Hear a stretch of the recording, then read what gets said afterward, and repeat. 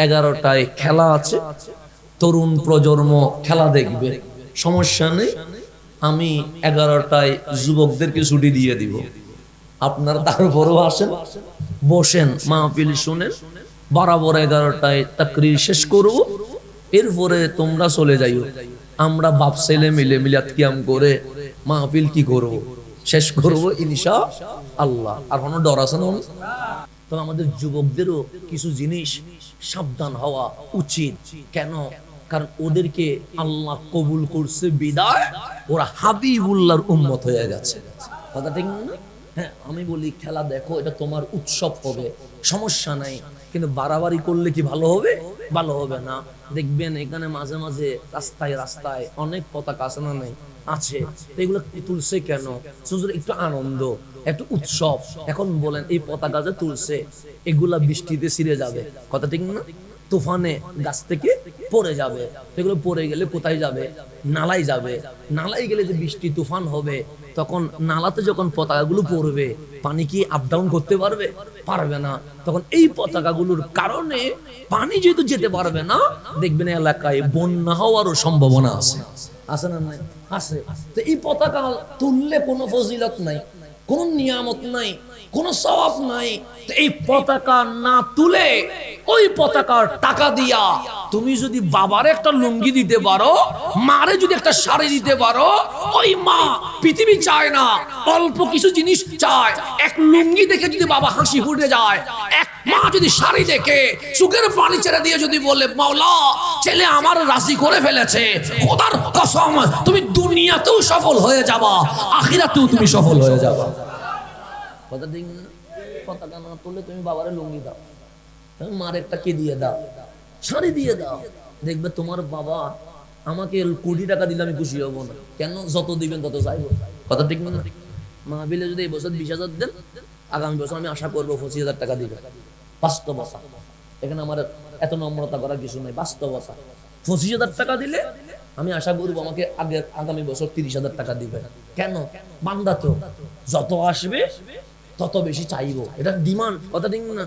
যার সাইকেল আছে এটা হুন্ডা দেখলে আফসোস করে বলে যদি একটা হুন্ডা থাকে, যার হুন্ডা আছে এটা কার দেখে আফসোস করে যদি একটা কার থাকে, যার কার আছে এটা আফসোস করে যদি ফাইজারও থাকে, যার ফাইজারও আছে এটা আফসোস করে যদি হেলিকপ্টার থাকে, যার হেলিকপ্টার আছে এটা আফসোস করতেছে যদি আমার একটা রকেট থাকে। মানুষের চাহিদার কোনো শেষ আছে? না, আমার চাহিদা শেষ নাই, যেটা সত্য কথা। মানুষের চাহিদা শেষ নাই। যা দিবেন আমি বলবো আরো দাও, যা দিবেন আমি বলবো আরো দাও। একমাত্র মা আছে, বাবা আছে, মারে যদি 1 কেজি আঙ্গুর দেন, মনে হবে মা এমন খুশি হবে যেন পুরা পৃথিবী মারে দিয়ে দিয়েছে। কথা ঠিক না? অল্পতে মা খুশি হয়ে যায়, অল্পতে বাবা খুশি হয়ে যায়, বেশি কিছু লাগে না।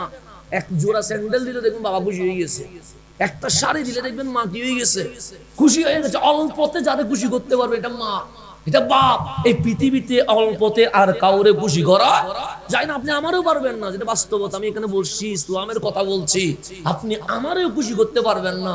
কেন? আমি বান্দা, আমার নফসানিয়ত আছে, আমার চাওয়া আছে, আমার চাহিদা আছে। যত দিবেন আমি বলবেন আরো দেন, আরো দেন, আরো দেন। এরকম আরো দেন সাইতে সাইতে কোথায় চলে যাব? কবরে চলে যাব। আল্লাহ বলে, বান্দারে সম্পদের এত লোভী হয়ে গেছিস, তুই নিজের চোখে কবর দেখবি, কবরে যাওয়া পর্যন্ত তোর লোভ, তোর লালসা, তোর চাহিদা জীবনে কখনো শেষ হবে? এটা ঘোষণা কার? আল্লাহ, এটা বাস্তবতা। আল্লাহ বলছে কবর না দেখা পর্যন্ত তোর লোভ এটা কি হবে না, শেষ হবে না। এটা বাস্তবতা। আপনি আমাকে টাকা দিলে আমি আরো টাকা দাও, আপনি আমার স্বর্ণ দিলে আমি আরো স্বর্ণ দাও। একটা জিনিস দিয়ে আপনি আমার আটকাই দিতে পারবেন, সেটা কি? 2 প্লেট ভাত দিয়ে যখন 3 প্লেট খাইয়া যাইতে হবে, তখন বলবো যে বাবা সিলিন্ডার এখন পারবো না। এটাতে আপনি আটকাই দিতে পারবেন, কিন্তু অন্য কিছু তার আটকানোর সুযোগ আছে নাই।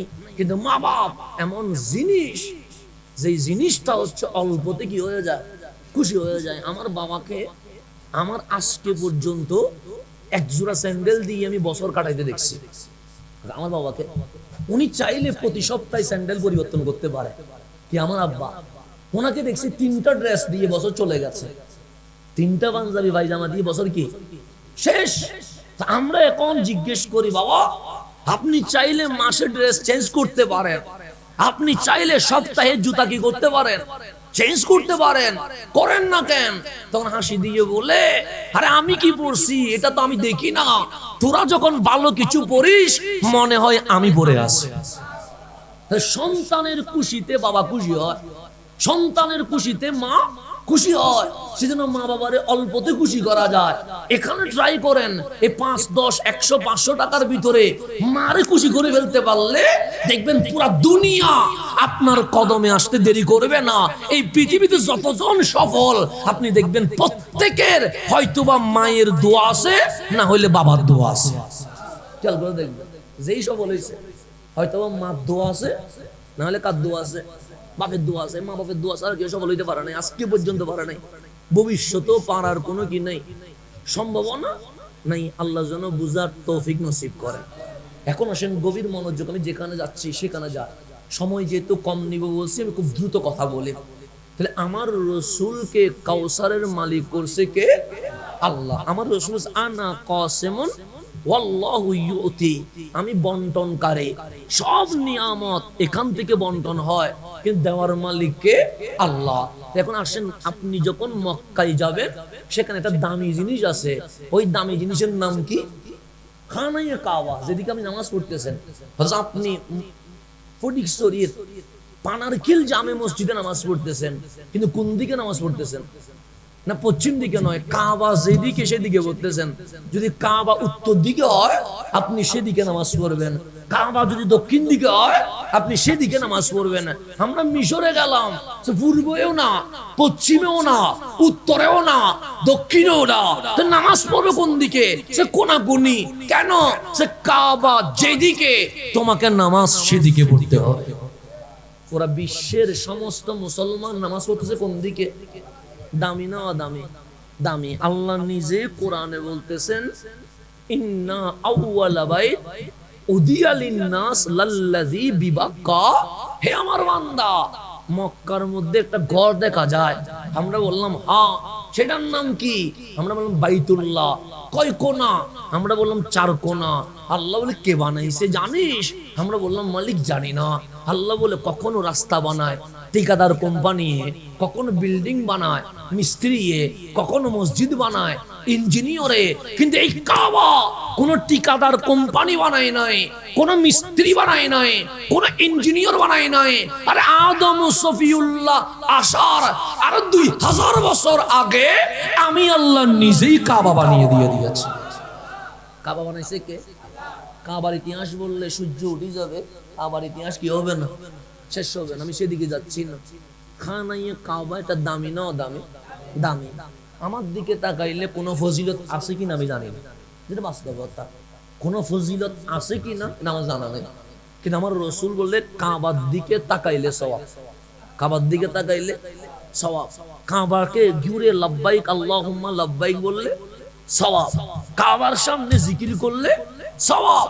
তুমি কিছু করো নাই, শুধু কাবার চত্বরে বসে থাকছো, তাও সওয়াব। তাহলে খানায়ে কাবা এটা এমন জিনিস যেখানে গেলে গুনাহ মাফ হয়, যেখানে গেলে তওবা কবুল হয়, যেখানে গেলে বান্দা যত দুঃখ দুর্দশা সমস্যা আছে সমস্ত মুসিবত দূর হয়ে যায়। সেজন্য আমার রাসূল বলছে, মক্কা শরীফ ঢোকার পরে সর্বপ্রথম কাবা যখন সুখে পড়বে, সর্বপ্রথম কাবা যখন কি পড়বে, সুখে পড়বে, তুমি এমন জিনিস চাও যেটা তুমি কষ্ট করেও কি করতে পারো নাই, অর্জন করতে পারো নাই, এটা চাও। কেন? কাবা যখন প্রথম সুখে পড়বে ওই সময়ে যে দোয়াই করবে মালিক তোমার সেই দোয়া কবুল করে ফেলবে। এটা রাসূলের পাক ঘোষণা করছে, এটা আমি নিজে সাক্ষী, আমি নিজে সাক্ষী। কি সাক্ষী? আমি বিয়ে করলাম, আমার মা ক্যান্সার রোগী। এখন মার কাছে নাতি দেখার বড় স্বপ্ন আছে। এখন যাকে ডাক্তার বলে দিয়েছে আপনার ক্যান্সার 4th লেভেলে চলে গেছে, উনি কি আর বেঁচে থাকার কোনো সুযোগ আছে? নাই। স্বাভাবিক, লেভেল কততে চলে গেছে? 4th এ 1 স্টেপ 1 2 থাকলে বলা যায় চিকিৎসা করে হয়তো বা রিকভার করা যাবে, কিন্তু যার স্টেপ 4 এ চলে গেছে ওনার আর রিকভার করার কোনো সুযোগ নাই। তো আমার মা জানে ওনার ক্যান্সার, ওনার লেভেল স্টেপ কততে চলে গেছে? 4 এ চলে গেছে। তা আমি দ্রুত বিয়ে করলাম। কেন? আমার মা দেখে যাবে ছেলে আমার বিয়ে করেছে, তার সংসারে একটা কি আসছে, নাতি আসছে। আমার 3 বছর ধরে ছেলে হয় না। কয় বছর ধরে? মুসিবত না? এদিকে মার ক্যান্সার, উনি বিদায়ের অপেক্ষা, ডাক্তার বলছে বেশি দিন নাই, কিন্তু আল্লাহ হায়াত কিছু দূর দিয়েছে বিদায় আমরা দেখার সুযোগ আরেকটু বেশি হয়েছে। 3 বছর যখন পার হয়ে যাচ্ছে, আমার মা কি হয়ে যাচ্ছে, টেনশনে পড়ে যাচ্ছে, কিন্তু আমি কি নাতি না দেখে চলে যাব? খানায়ে কাবায় তাওয়াফ করতে গেলাম মারে নিয়ে ক্যান্সার অবস্থায়, খানায়ে কাবার দিকে তাকায়া দোয়া করলাম, মালিক আমার মারে নিয়ে আসছি, উনি মৃত্যু যাত্রায় অপেক্ষমান আছে, নাতি দেখার জন্য বড় স্বপ্ন, অন্তত ওনার দিকে তাকায়া আমার একটা ছেলে দিয়ে দাও। খানায়ে কাবা থেকে আসছি, মাওলা একটা সন্তান দিয়ে দিয়েছে। দোয়া কবুল হয়ে গেছে। কাবা দেখে যে দোয়াই করবেন সেই দোয়া কি হয়ে যাবে? কবে? এটা বাস্তব প্রমাণ আমি নিজে। তা আমার আর সন্দেহ করার কিছু আছে না? আমি তো পেয়ে গেছি, আমি যেটা চেয়েছি সেটা পেয়েছি। এখন আমার আর আমাকে কেউ আর যুক্তি দিয়ে লড়াইতে পারবে না। আমাকে আর যতই যে যুক্তি দেখ কেন, আরে আমি তো যে দোয়া করছি মালিক আমার সেটাই দিয়েছে, শুধু দিয়ে নাই, একটা দেয় নাই। মালিক এখন পর্যন্ত 2টা চলে দিয়ে দিছে, চাইলাম একটা দিয়ে দিছে, কয়টা? 2টা ডবল দিয়ে দিছে। আমি অবিশ্বাস করার মতো আর কোনো সুযোগ আছে নাই।